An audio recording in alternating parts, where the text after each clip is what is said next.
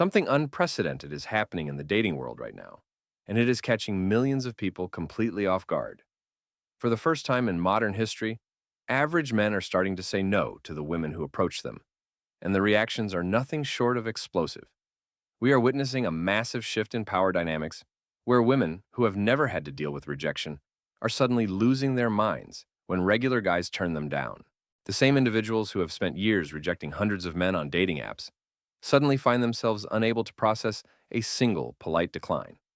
Let's be honest about what is really happening out there and why this change is causing a total unraveling of the social fabric we once knew. For generations, men were the ones who had to develop thick skin because they were the ones doing the chasing and facing the constant stings of dismissal.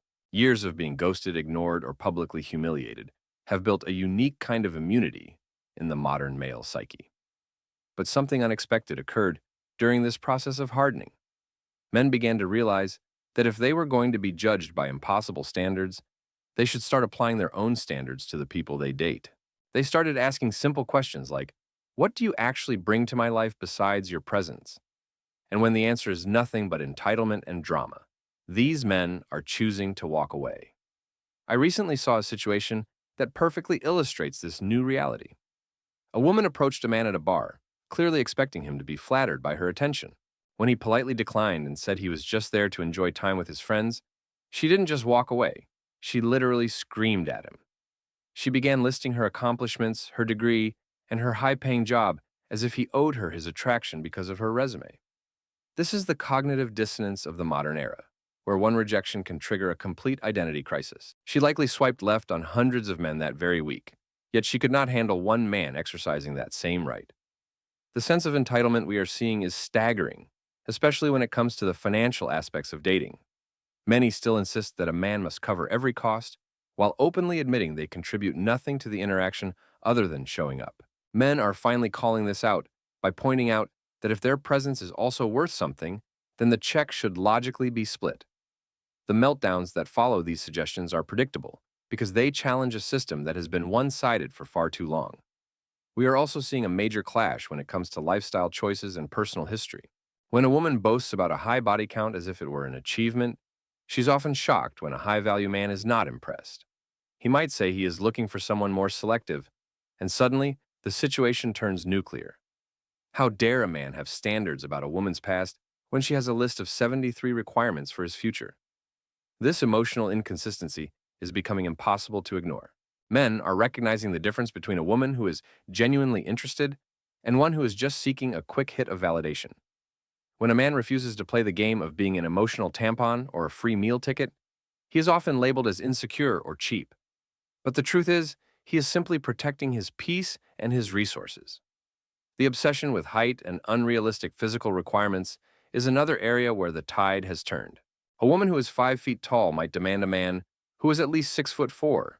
But if a man says he only dates women of a certain fitness level, he is labeled a bigot. The double standards are so obvious that they would be funny if they weren't so destructive to human connection. Men are now talking openly about the risks of marriage and the statistics of divorce. When they say they won't get married without a prenuptial agreement, some women react with extreme anger. They view pragmatism as a personal attack rather than a logical protection of a man's life work. The fact that this common-sense boundary triggers such rage tells you everything you need to know about the current state of entitlement. We are seeing a stark contrast in loyalty as well. Men have traditionally been the ones to stay through weight gain, illness, and struggle. Yet many are now seeing women demand perfection while offering minimal commitment in return. When men refuse to accept these one-sided expectations, the social explosion is inevitable. Women are complaining everywhere that men are no longer approaching or chasing them. But when a woman finally decides to make the first move and gets rejected, she often lacks the emotional tools to handle it. One no feels like a trauma to someone who has been insulated from reality for their entire lives. Meanwhile, men have faced hundreds of rejections as a normal part of their development. The withdrawal of men from traditional pursuer roles has created a fascinating and quiet vacuum. The same people who spent years saying, "Leave us alone," are now furious that men actually listened. Now, when they try to pursue and fail, they experience the same sting men have felt forever, but without the conditioning to manage it. Strategic use of clothing and appearance is also failing to produce the desired results. Dressing provocatively might get attention from the wrong men, but high-value men often see it as a red flag for attention-seeking behavior. When men ignore the bait or point out the contradiction, the frustration from the other side becomes palpable. The leadership versus dependence dynamic is causing daily meltdowns in the dating market.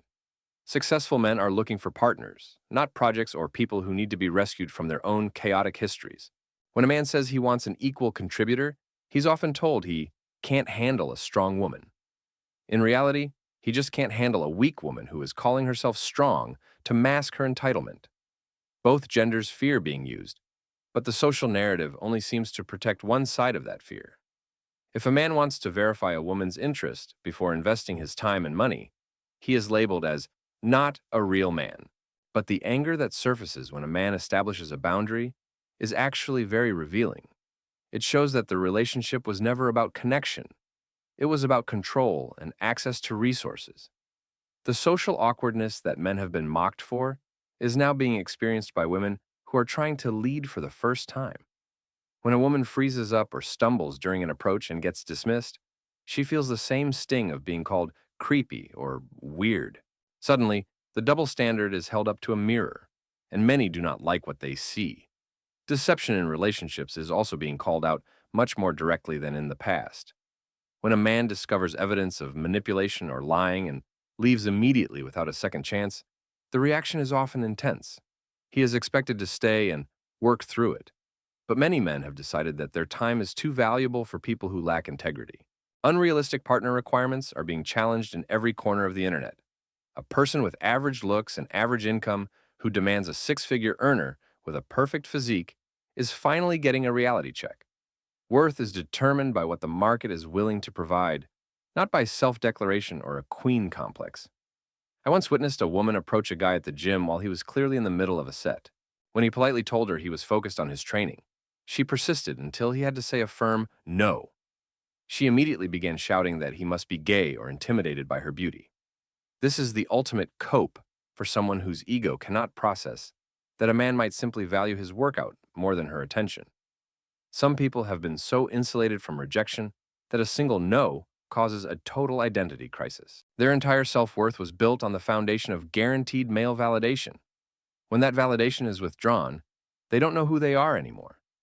The resulting explosion isn't really anger. It is existential panic masked as rage. Even the dynamics within friend groups are starting to shift. In the past, a woman would get total support for her tantrums, but now even her own friends are starting to point out the reality of the situation. They are seeing that the tide has turned and that the old tactics of shame and manipulation no longer work on a man who is comfortable being alone. Social media meltdowns are becoming the new norm for those who can't adapt. They post about their rejection expecting a wave of sympathy, only to find the comments filled with men sharing their own stories of struggle. The expectation that men should provide emotional support for the trauma of being rejected is the peak of entitlement. Men are refusing to provide a movie-style romance for someone who is only offering a documentary-level investment. The courtship of the past required appreciation, but modern dating often replaces that with a list of demands. I once knew a man who rejected a woman's advance in a professional setting. She actually tried to weaponize the human resources department against him because her ego could not handle the rejection. The same environment where men are told to be strictly professional was suddenly turned into a battlefield because a man was too professional. This is the level of fragility we are dealing with today. The "Where have all the good men gone" articles are multiplying, but the answer is simple. The good men are right there, they just said no to you. The rage this creates is extraordinary because it challenges the idea that women are automatically the prize in every interaction. Men have learned that they can be their own prize. They are focusing on their health, their finances, and their peace of mind. Instead of developing resilience, many are demanding that the world change to accommodate their feelings. They want men to be nicer when rejecting them, despite never having offered that same courtesy to the men they ghosted. Dating apps are showing this reality more clearly than anything else. Profiles are becoming increasingly angry and filled with negative requirements. Meanwhile, men's profiles are becoming simpler, often just looking for someone who is pleasant to be around. The contrast in energy is telling, and it is driving the frequency of these social explosions.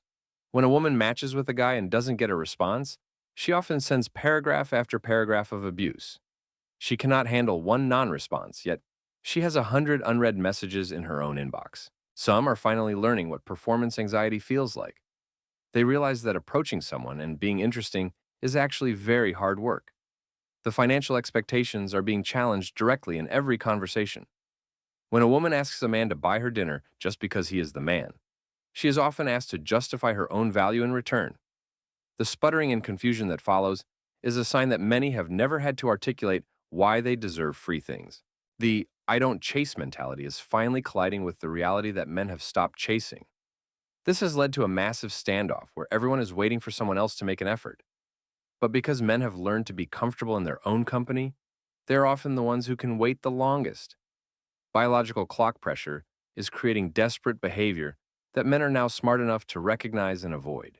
When a man declines a fast-tracked commitment, he is accused of wasting time, but he is actually just refusing to be a backup plan for someone who spent their best years ignoring men like him. The "you couldn't handle me anyway" defense is the ultimate sign of a failed ego. Men are responding by agreeing, "You're right, I don't want to handle your debt or your drama." The fury when this cope gets confirmed is often the highlight of these social interactions. We are seeing a quality differential that can no longer be ignored. Men who have spent years in self-development are looking for women who have done the same. If you haven't developed your personality or your skills since high school, don't be surprised when a high-value man says, "No thanks." Social proof and social media following no longer have the power they once did over a man's decision. When the usual tools of beauty and influence fail, some people literally do not know what to do next. The "I was just being friendly" retreat is another common tactic that is failing. When a man accepts the fake disinterest as real and moves on, the mask of the woman often drops to reveal pure rage. Men are looking for peace, femininity, cooperation, and loyalty. When these standards are not met, the rejection is not an attack. It is a choice. The workplace is shifting toward a strictly professional environment because men no longer want the risk of workplace romance. Women who are used to being the center of attention in the office are now feeling ignored and invisible. Physical fitness is also becoming a major point of contention and rejection. Fit men are choosing fit women, and the accusations of phobia are just another way to avoid personal responsibility. Men are allowed to have physical preferences, just as women have had height requirements for decades. Mirroring female selectiveness is the most effective way to expose the double standards of the modern age. The all men want me delusion is crashing into the reality of a more selective male population. Not all men want you, and in fact, most men are simply looking for a quiet life away from the noise.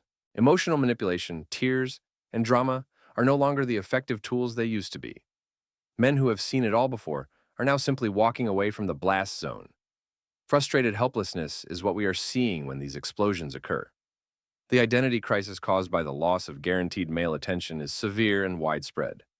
The "you're gay" accusation is the last-ditch effort of a wounded ego, and men are now laughing it off. The rules of the game have changed, and those who refuse to adapt are the ones who will be left behind. Entitlement is being challenged at every level of society. Male consent matters, male standards matter, and male peace matters. Desperation often follows the explosion once the reality of the situation sets in. The same people who wouldn't give an average man a chance are now the ones begging for his attention. But many of these men remember how they were treated when they were the ones doing the asking. Character development comes through rejection and self-reflection, not through blaming the other gender. The "men ain't zero" chorus is getting louder, but the men themselves are no longer listening. They are too busy building lives they enjoy, with or without a partner. The explosions will continue as long as the entitlement remains. But men are becoming very good at walking away before the fuse is lit. Dating advice from 5 years ago is now completely obsolete. Showing up and being pretty is no longer the gold standard for a lasting relationship. Women who learn actual relationship skills and respect will thrive in this new environment.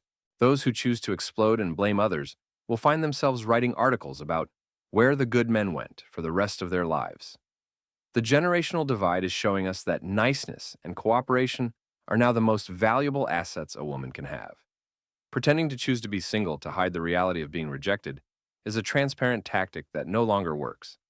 The statistics on marriage and loneliness are causing a quiet panic that manifests as loud anger. Performance pressure is something that everyone must now face if they want a quality partner. The backup plan or the orbiter has moved on to someone who appreciates him. Male indifference is the ultimate boundary, and it is the one thing that many cannot process. Sexual frustration is no longer a tool for control because men have found other ways to find fulfillment. Transaction-based intimacy is failing because men have recognized the game and decided not to play. If you want equality, you have to accept the equality of performance and the equality of rejection. Deception will no longer be forgiven in a market where men have a low tolerance for drama. The entire dating marketplace has shifted, and it is time for everyone to update their internal software. The future belongs to the people who can adapt, improve, and offer genuine value. Men have already adapted by becoming better versions of themselves or walking away entirely. The explosions we see today are just the sound of an old system of entitlement breaking down. It is time to document this shift and learn from it so we can build better connections in the future. The good men haven't gone anywhere. They are just waiting for someone who respects their no as much as their yes. I want to hear your stories about these dynamics and how you have handled these explosions in your own life. Let's keep the conversation honest and grounded in the reality of the world we actually live in today.